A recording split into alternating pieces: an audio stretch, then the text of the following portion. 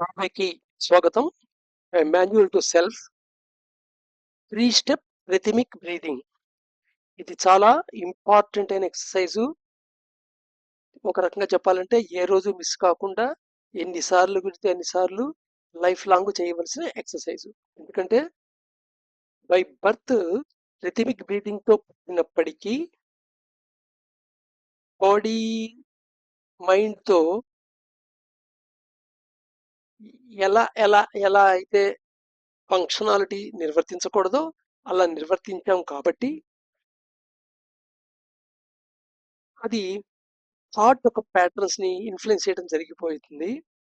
So present position లో జరిగిపోయిన దానికి బాధపడే కంటే ఎలా రెక్టిఫై చేయాలనేది చాలా ఇంపార్టెంట్.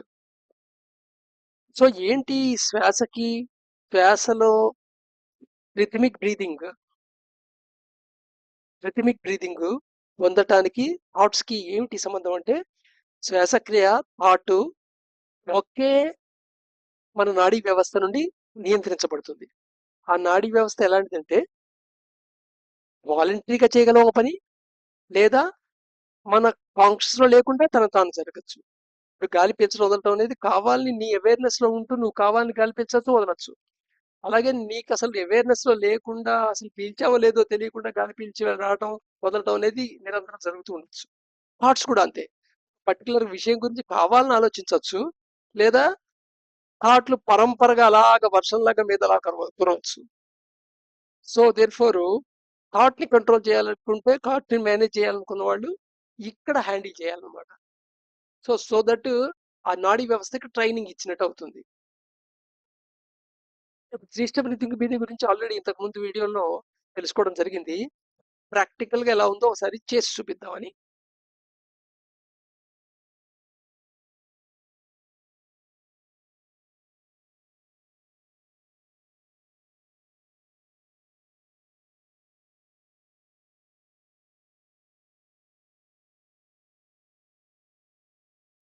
నేల మీద వెలకిలా పడుకోండి, ఫ్లాట్ సర్ఫేస్ మీద పడుకోండి. మ్యాట్ ఉంటే వేసుకోండి, మ్యాట్ లేకపోయినా పర్వాలేదు. మంచం మీద కూడా చెయ్యొచ్చు, కానీ మరీ మెత్తగా ఉండే పరుపు కాకుండా ఓ మాదిరి ఫ్లాట్నెస్ ఉన్న పరుపు అయితే పర్వాలేదు. సో దీన్ని మటుకు వద్దు, దీన్ని మటుకు ఎట్టి పరిస్థితిలో పెట్టుకోవద్దు. సో వెనకలా పడుకున్న తర్వాత చేతుల్ని ఇక్కడ చూపించినట్టుగా ఇలా వెనకాల పెట్టుకోవచ్చు, లేదా వెనక వైపు టైట్ గా కూడా పెట్టచ్చు. ఈ 2 విధాల్లో ఏది కన్వీనియంట్ అయితే అలా పెట్టండి. ఒకవేళ ఎంతవరకు కుదురుతుంది అనుకుంటే, సపోజ్ 4 షోల్డర్స్ ఉండి పూర్తిగా వెనక్కి పెట్టలేను స్ట్రైట్ గా అనుకుంటే ఇలా ట్రై చేయండి, తల కింద పెట్టడానికి. అలా కూడా కుదరదంటే ఎలా కుదిరితే అంతవరకు పెట్టండి, పైకి పెట్టండి. మీ భుజాలకి ఒక లైన్ గీసుకుంటే ఆ లైన్ కంటే కొంచెం పైకి పెట్టే ఉంచాలి మోచేతులు. తల కింద ఉంటే మరి మంచిది.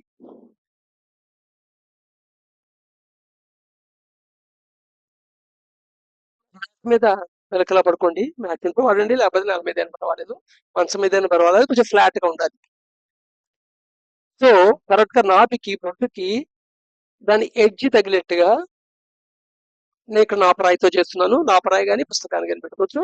మీరు మోయగలిగే బరువు పెట్టుకోండి, మోయలేనంత బరువు పెట్టద్దు, మరీ వెనుకైతే పెట్టద్దు. సో సహజ సిద్ధంగా మీరు ఎలా శ్వాసిస్తారో అది శ్వాసిస్తూ దాన్ని గమనించండి. మీకు పెట్టుకున్న నాపరాయి, మీకున్న బరువు పుస్తకం లేదా నాపరాయి పైకి కిందకి కదులుతూ ఉంటుంది. ఆ కదులుతున్న దాన్ని అబ్జర్వ్ చేస్తూ ఉండండి. ఇది 5 నిమిషాలు కానీ 10 నిమిషాలు కానీ 15 నిమిషాలు కానీ, మినిమం 15 నిమిషాలతో మొదలెట్టండి. మరీ టైం లేదనుకుంటే 10 నిమిషాలు చేయండి. సో ఏ టైంలో అయినా చేయొచ్చు, ఎప్పుడైనా చేయొచ్చు 24 అవర్స్ లో. ప్రిఫరబుల్లీ పొద్దున్న లేవగానే చేయగలిగితే చేయండి. వారం రోజులకి ఒక 5 నిమిషాల చొప్పున పెంచుకుంటూ వెళ్ళండి, లేదా 15 రోజులకు 5 నిమిషాల చొప్పున 10 నిమిషాల చొప్పున పెంచుకుంటూ వెళ్ళండి మీ యొక్క కన్వీనియంట్ బట్టి. సో అలాగా హాఫ్ అన్ అవర్ వచ్చిన తర్వాత ఒక 15 డేస్ మళ్ళీ హాఫ్ అన్ అవర్ లో ఉండండి, మళ్ళీ 10 మినిట్స్ పెంచుకుంటూ వెళ్ళండి. ఇలాగ మీరు మీ టైం పర్మిట్ చేయడం బట్టి 1 అవర్ నుండి 1 అవర్ దాకా మధ్యలో డైలీ చేయాలి ప్రాక్టీస్. ఒక రోజు వంట మొదలెట్టు, నెమ్మదిగా బాడీకి అలవాటు చేయండి. నెమ్మదిగా బాడీకి అలవాటు చేయండి, బుక్కు కానీ బరువు కానీ పెట్టి. ఇది స్టెప్ 3 స్టెప్ రిథమిక్ బ్రీదింగ్ 2 అనమాట. ఒక నిమిషం. 3 స్టెప్ రిథమిక్ బ్రీదింగ్ 1 ఎలా చేస్తాం? నేల మీద పడుకొని పుస్తకం కానీ ఏదైనా పాపరాయి కానీ పెట్టుకొని బొడ్డుకి పైన సహజంగా పీలుస్తుండాలి. బలవంతంగా ఎక్కువ పీల్చొద్దు, బలవంతంగా ఎక్కువ వదలొద్దు. మధ్యలో ఆపద్దు. పీల్చడానికి, వదలటానికి లేదా వదలటానికి, పీల్చడానికి మధ్య బిగబట్టి ఉంచొద్దు, ఆపద్దు శ్వాసని. సో న్యాచురల్ ఫ్లో ఎలా ఉందో అలాగే చేయండి. గ్రాడ్యువల్గా అది సెట్ అవుతుంది. ఒక నిమిషానికి ఎన్నిసార్లు పీలుస్తాం అనేది తగ్గుతూ వెళ్తుంది. ఇలా ఇంచుమించు ఒక 6 నెలలు ప్రాక్టీస్ చేసిన తర్వాత పుస్తకం లేకుండా వెలకిలా పడుకొని సేమ్ డే చేయండి. ఒడ్డు పైన ఇది ఆల్మోస్ట్ ఆల్ 4 వేల హైట్ లో ఒక పాయింట్ ఉంటుంది. ఆ పాయింట్ పైకి కిందకి మూవ్ అవుతుంటుంది డయాఫ్రమ్ వల్ల. యాక్చువల్గా డయాఫ్రమ్ మూవ్మెంట్ వల్లే మీకు గాలి లోపలికి తీసుకోవడం కానీ గాలి బయటకు వదలడం కానీ జరుగుతుంది. దానికి సహకరిస్తాయి ఈ లంగ్స్ దగ్గర ఉండే కండరాలు అవన్నీ. సో ఈ మొదటి స్టెప్ లో ఒక రిథమిని ఫామ్ చేసుకుంటాం అనమాట. మొదటి స్టెప్ లో ఒక రిథమిని ఫామ్ చేసుకుంటాం. తర్వాత రెండో స్టెప్ లో వాల్యూమ్ స్టెప్ అనమాట. ఈ వాల్యూమ్ స్టెప్ లో అప్పర్ లంగ్స్, అప్పర్ లోబ్స్ ఉంటాయి కదా, వాటి గుండా కూడా గాలి పీల్చుకోవడం జరుగుతుంటుంది. మామూలుగా మనం సాధారణ పీల్చే శ్వాసలో అప్పర్ లంగ్ లో గాలి పూర్తిగా పీల్చుకుంటానే గాలి పీల్చుకోవడం వదలటం చేసేస్తుంటాం.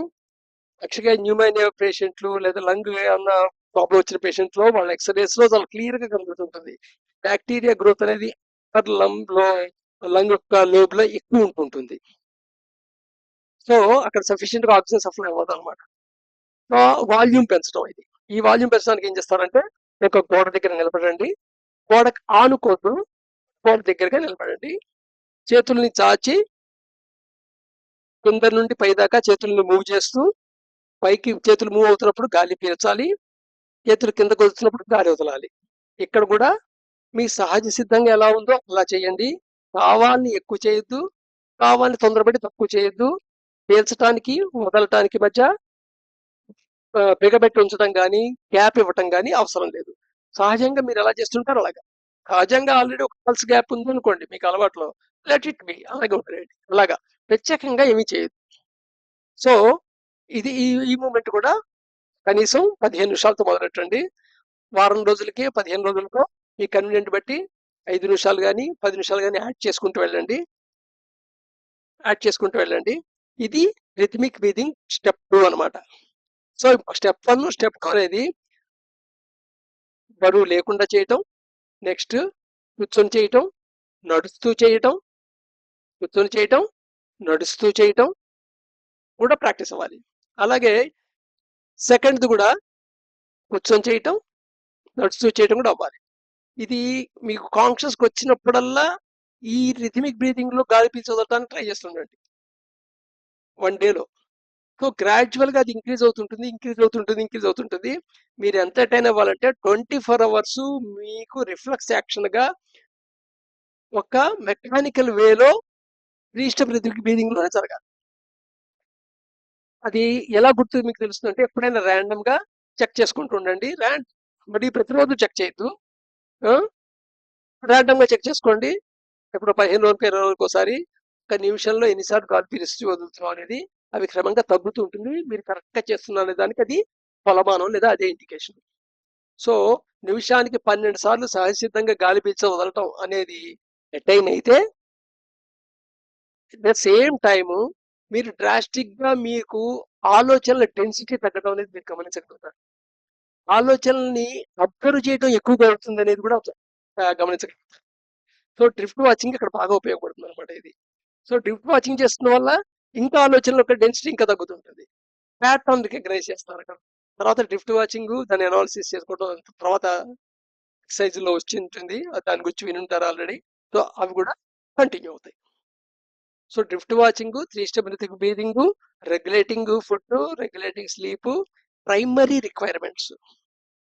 తర్వాత సెన్సెస్ ని, ఫ్రీ విల్ ని చక్కగా అబ్జర్వ్ చేయండి, అబ్స్ట్రైన్ చేయండి అంటే డిలేడ్ గ్రాటిఫికేషన్ అనమాట. అంటే డిలే చేసి గ్రాటిఫై చేస్తాం, అంతేగాని వెంటనే కోరిక కలంగానే ఉల్లంఘించి దాని మీద పడి కోరిక తీసుకోవడం అలా ఉండదు. అలా అనమాట. సో ఇది ఈ ఫస్ట్ స్టెప్, సెకండ్ స్టెప్ ఒక 2 బ్రీతింగ్లు కలిపితే వచ్చేది 3 స్టెప్ బ్రీతింగ్. అది థర్డ్ స్టెప్ అనమాట. ఓకే, ఇక్కడ హ్యాస్టనింగ్ వద్దు, తొందరపడద్దు, నిదానమే ప్రధానము. పర్సీవరెన్స్, ఓర్పుతో చేస్తుండండి. మీరు ఈజీగా గుర్తుపడతారు. మీరు ఆలోచించే ప్యాటర్న్ మారిపోతుంది. మీరు మీరు ఈజీగా గుర్తుపట్టగలుగుతారు. మిమ్మల్ని మీ సెల్ఫ్ కాన్షియస్నెస్ మీకు రివీల్ అవుతూ ఉంటుంది. Go head. Thank you.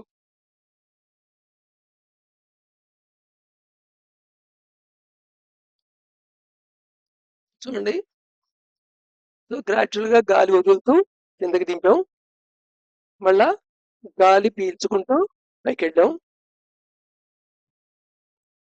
మీకు యాప్ కూడా దొరుకుతుంది కావస్తే, బ్రీదింగ్ పని. దాంట్లో పెట్టుకొని టైం సెకండ్స్ కూడా పెట్టుకోవచ్చు. 5 సెకండ్లు, 6 సెకండ్లు, 10 సెకండ్లు అలా కూడా పెట్టుకోవచ్చు. ముందే తొందరపడి మటుకు 15 సెకండ్లు చేసేద్దాం, 10 సెకండ్ చేసేద్దాం అనుకుంటూ మీ నార్మల్ బ్రీదింగ్కి ఎలా పడుతుందో దాంతో మొదలెట్టండి. యాక్చువల్గా ముందు ఆల్రెడీ పడుకుని కొంత ప్రాక్టీస్ చేస్తారు కాబట్టి ఈ స్టేజ్, సెకండ్ స్టెప్ బ్రీదింగ్ వచ్చేప్పటికి సునాయాసంగా మీరు 6 నుండి 10 సెకండ్ల మధ్యలోకి వచ్చేస్తుంది. గాలి పీల్చడం కానీ, గాలి వదలటం కానీ. దీనికి చిన్న స్లైట్ మోడిఫికేషన్ ఉంది, ఇంకో రకంగా చేయొచ్చు. దాంట్లో అయితే పైకి వెళ్ళిన తర్వాత ఇలాగ చేతుల్ని ఇలా కిందకి తీసుకొచ్చి మళ్ళీ పైకి తీసుకెళ్తాం.